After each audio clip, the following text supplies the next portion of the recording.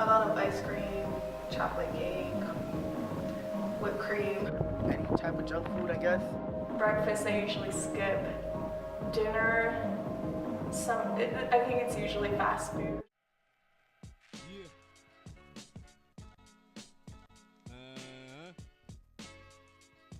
Yeah. Yo, hey. We will look healthier. Like, we wouldn't be as tired. Less violence. The rate of diabetes would go down, and more kids would be more active.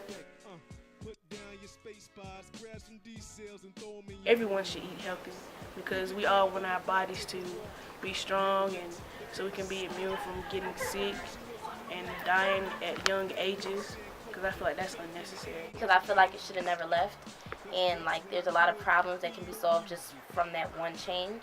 Now back to the future.